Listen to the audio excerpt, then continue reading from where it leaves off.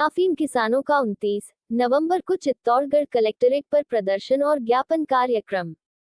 27 नवंबर चित्तौड़गढ़, राजस्थान मध्य प्रदेश के अफीम खेती से जुड़े 1,60,000 सभी वंचित और पात्र किसान प्रतिनिधियों द्वारा सर्वसम्मति से निर्णय लिया गया है कि 29 नवंबर 2021 सोमवार को चित्तौड़गढ़ कलेक्ट्रेट पर पहुंचकर प्रधानमंत्री महोदय के नाम अफीम खेती से जुड़े सभी अफीम किसानों की समस्याओं का 5 सूत्री मांग का ज्ञापन पत्र जिला कलेक्टर ताराचंद मीणा को सौंपा जाएगा।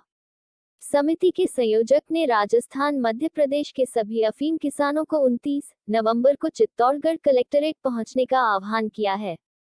बता दें कि इस वर्ष 25 अक्टूबर से ही जिला कलेक्टर कार्यालय चित्तौड़गढ़ के बाहर अफीम किसान अपनी मांगों को लेकर धरने पर बैठे हैं।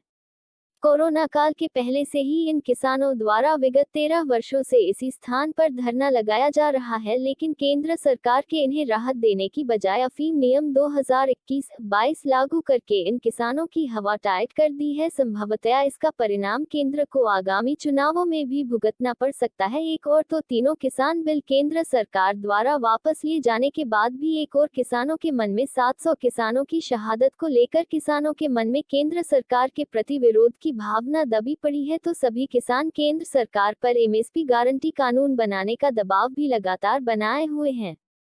मांगीलाल बिलोट ने किसान आंदोलन के साथ ही अफीम किसान आंदोलन को दूसरी आजादी की लड़ाई बताते हुए कहा है कि वास्तव में अंग्रेजी हुकूमत के समय से हमारे देश का किसान आर्थिक गुलामी से गुजरा रहा है। आजादी के बाद अंग्रेजी हुकूमत से हमारे देश को तो आजादी मिल गई, लेकिन अंग्रेजी हुकूमत अपनी हुकूमत को पूंजीपतियों एवं उद्योगपतियों के हवाले कर गए, जिनसे मिलकर हमारे देश के हमारे चुने गए नेता हमारे हक और अधिकारों को आज तक भेजते आए हैं। इसलिए असल में हमारे देश के गरीब किसान एवं मजदूर को आज तक भी आर्थिक आजादी की लड़ाई से जूझना पड़ रहा है। उन्होंने बताया कि नारकोटिक्स की जमीनी हकीकत को भारत सरकार तक पहुंचाने के लिए यह लड़ाई लड़ी जा रही है। या तो सरकार अफीम किसानों के दर्द से आज तक अनजान है या फिर जानबूझकर आंखें मूंदे खड़ी है।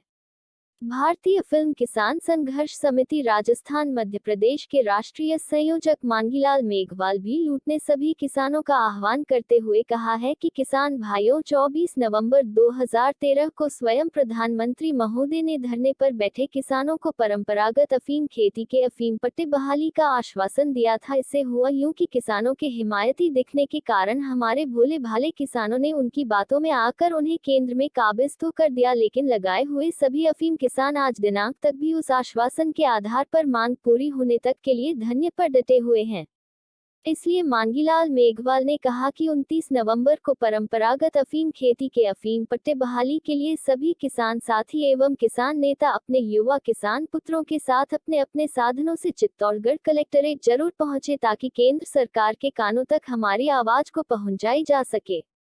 मांगीलाल ने बताया कि अफीम खेती जिससे कि हम अफीम किसानों की रोजी रोटी तो दी है, वहीं दूसरी ओर देश को आर्थिक आजादी के साथ साथ देश को विदेशी मुद्रा भी प्राप्त होती है और हमारे देश की आर्थिक व्यवस्था में सुधार होता है। साथ ही अफीम एक प्रकार का औषधीय उत्पाद होकर के परंपरागत खेती में भी आती है, जो कि हमारे देश में अंग्रेजी हुकूमत आने से पहले भी परंपरागत रूप से हमारे देश में होती आई है। और एक जमाना था कि विश्व में उत्पन्न होने वाली अफीम खेती में से 33% योगदान एकमात्र हमारे देश का हुआ करता था,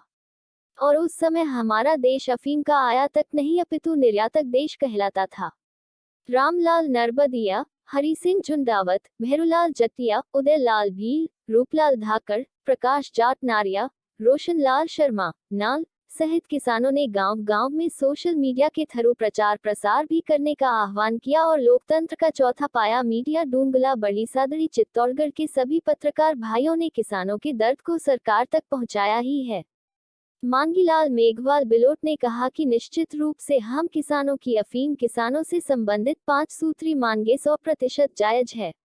इसलिए किसान भाइयों, आप सभी अपने अपने साधनों से अपना अमूल्य कीमती समय निकालकर चित्तौड़गढ़ कलेक्ट्रेट पहुंचे, ताकि हम सभी अपने अफीम पट्टों को बचाने के साथ ही हमारे देश की परंपरागत अफीम खेती को भी बचा सके। सभी किसान भाइयों से निवेदन है कि 29 तारीख को सोमवार के दिन अधिक से अधिक किसान धरने पे पधारे और कलेक्ट्रेट चौराया और अपन आगे तक मांग करेंगे प्रधानमंत्री से, वित्त मंत्री से और वित्त राज्य मंत्री को ज्ञापन भी प्रेषित करेंगे कि अधिक से अधिक किसानों को कटे हुए पट्टे भी दिलाए जाए और नए पट्टे भी दिलाए जाए।